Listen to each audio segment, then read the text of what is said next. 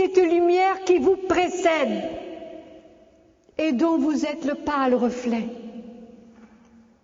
Mais dans un endroit extrêmement sombre, la plus petite allumette grillée nous permet de connaître le chemin.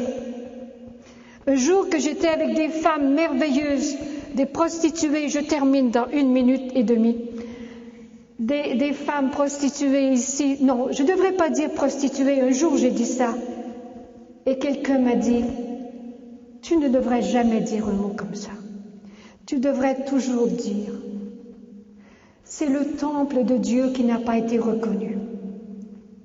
Le temple de Dieu n'a pas été reconnu. Et donc j'étais avec ces femmes merveilleuses à qui on projetait un film.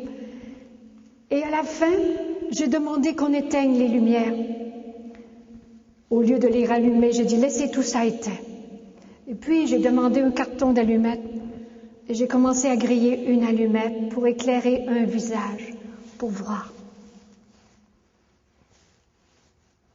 Et puis un autre, jusqu'à la dernière allumette. Et devant le dernier visage, une toute jeune femme, petite blonde avec des grands yeux bleus. Elle était tellement belle.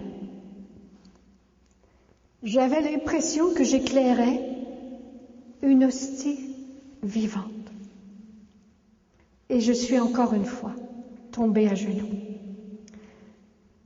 Et je lui ai dit, vous portez la beauté de Dieu, vous êtes comme une hostie vivante. Alors elle s'est mise à pleurer et elle m'a dit, c'est tellement difficile de retenir la lumière. C'est tellement difficile de retenir la lumière. Ce congrès eucharistique a mission d'être une Pentecôte et que nous devenions lumière, de nous entraider à devenir lumière,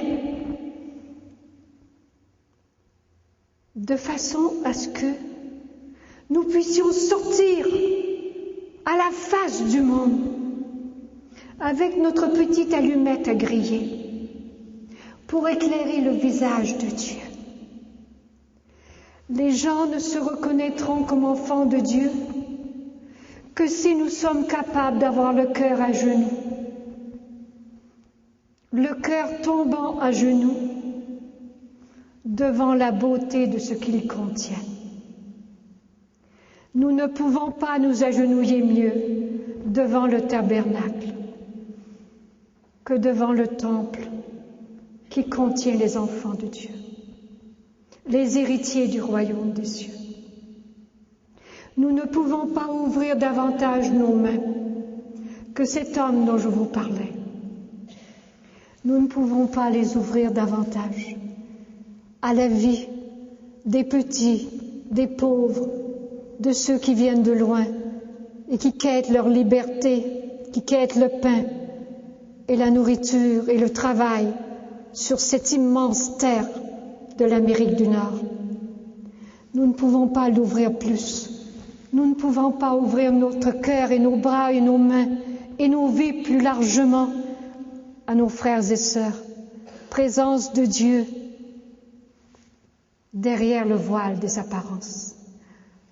Que lorsque nous nous avançons dans la grande procession des êtres humains, du peuple des croyants, de la longue lignée d'Abraham, d'Isaac, de Jacob, des prophètes, de Jésus, des disciples, des apôtres, la longue lignée des missionnaires qui est venue jusqu'à nous. Et de venir dans la fragilité de nos vies, pauvres que nous sommes, au milieu des pauvres, nous agenouiller le cœur et la vie devant le premier des pauvres, qui est venu se faire l'un des nôtres pour nous donner la vie, pour nous donner l'amour du Père, pour que le souffle de son esprit nous habite et force les portes de nos timidités et de nos peurs, et que nous allions au monde annoncer que Christ est vivant au milieu de nous, maintenant et à jamais. Merci beaucoup.